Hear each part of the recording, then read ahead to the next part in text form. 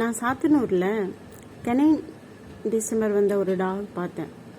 ஆனால் அது இப்போ காணும், இறந்துடுச்சா என்னன்னு தெரியல.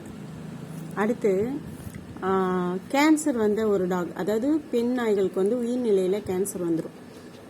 அப்படி ஒரு டாக் பார்த்தேன். அது அது பின்னாடி பெரிய புண்ணாயிட்டு புள்ளி புள்ளியாக ஓட்டை போட்டு அதில் போய் ஈ மொச்சிட்டு இருந்தது. அந்த ஈ அதை மொக்கிறது இல்லாமல் நாம் சாப்பிட்ற சாப்பாட்டில் சாத்தனூர் டேம்ன்னும் போது நம்ம அங்கே போய் ஏதாச்சும் சாப்பிடுவோம்ல, அது மேலே முக்கியம். அதுக்கப்புறம் அங்கே விற்கிறாங்கல்ல தின்பண்டங்கள், அது மேலே முக்கியம். அப்புறம் அதை நம்ம சாப்பிடுவோம். அது சுகாதார கேடு தான். நான் என்ன சொல்கிறேன்னா,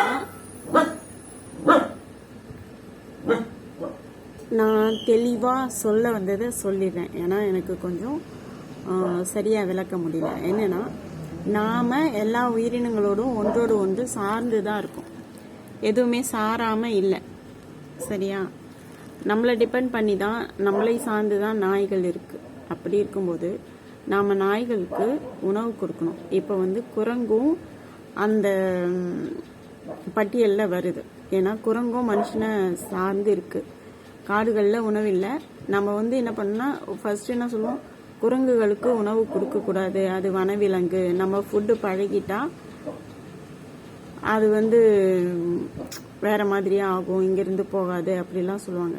காட்டுக்குள்ளே ஃபுட்டு இருந்தால் அது ஏன் இங்கே நாட்டுக்குள்ளே வரப்போகுது குரங்கு?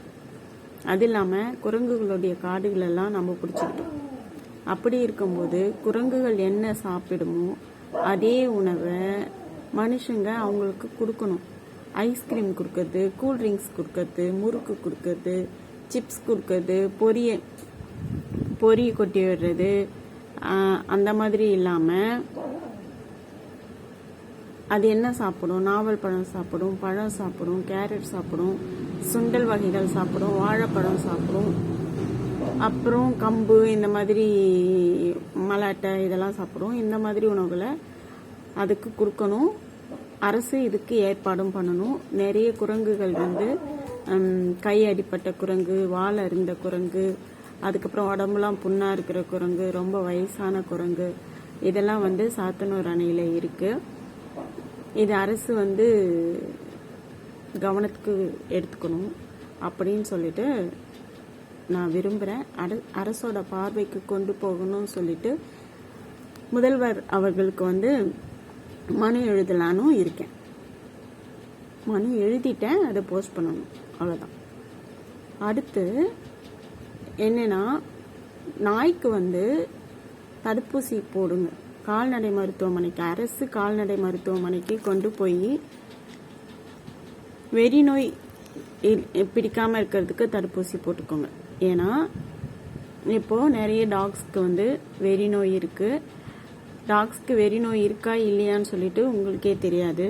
ஏதாச்சும் ஒரு டாக்ஸ் கடிச்சிக்கும் போது அந்த டாக் ஒரு 10 நாள் 15 நாள் சாப்பிடாம இருந்து நீங்கள் வளர்த்துருந்தீங்கன்னா அது உங்களை கடிக்காது.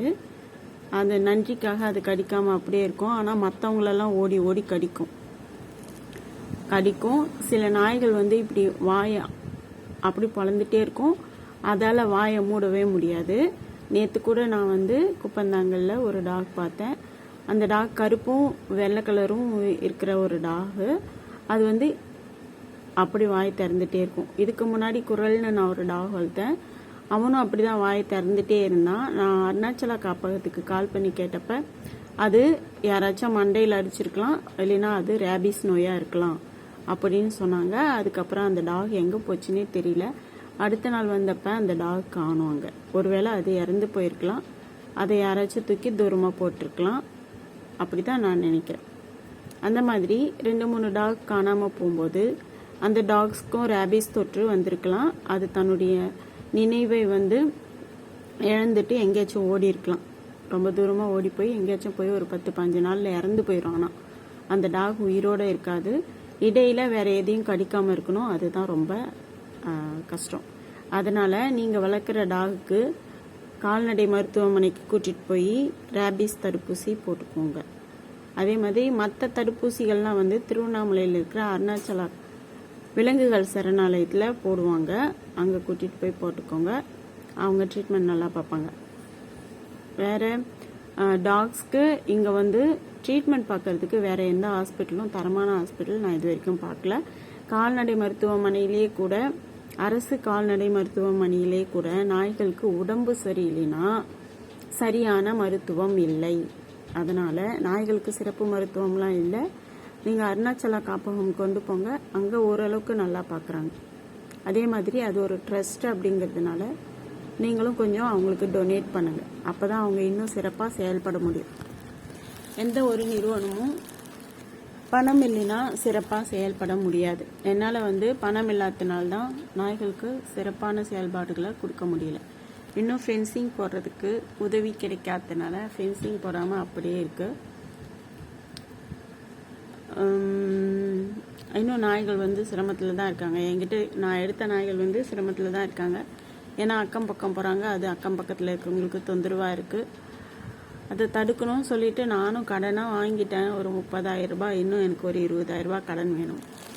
50,000 ரூபாய் இருந்தால் தான் ஒரு சின்ன அளவில்னாச்சும் ஒரு ஃபென்சிங் போட முடியும். அந்த ஷெல்டர் சுற்றி நான் நினச்சிட்டு இருக்க மாதிரி இன்னும் பணம் வந்து எல்லாருக்கிட்டையும் கேட்டுட்டு தான் இருக்கேன், கிடைக்கல. அதுக்கப்புறம் டொனேஷன் கேட்டேன், ஹெல்ப் பண்ணுங்கள். கேட்ட இடத்துலலாம் நோ அப்படிங்கிற பதில் தான் வருது. அதுவும் நாய்க்குன்னா யாரும் செய்ய மாட்டேங்கிறாங்க. இருக்கிறவங்க உதவி பண்ணுங்கள். நீங்கள் பணமாக உதவி பண்ணலைன்னா கூட பரவாயில்ல. ஒரு டைமண்ட் ரோல் வாங்கிட்டாங்க, 5,800 ரூபாய். உங்கள் பகுதியில் எவ்வளோன்னு சொல்லிட்டு பார்த்து அப்படியே வாங்கி எனக்கு கொரியர் பண்ணிங்கன்னா கூட நான் வாங்கிக்கிறேன். அதுக்கப்புறம் அந்த கம்பி இதெல்லாம் கொடுத்து ஹெல்ப் பண்ணுங்கள் உங்களால் முடிஞ்ச அளவுக்கு. டாடா.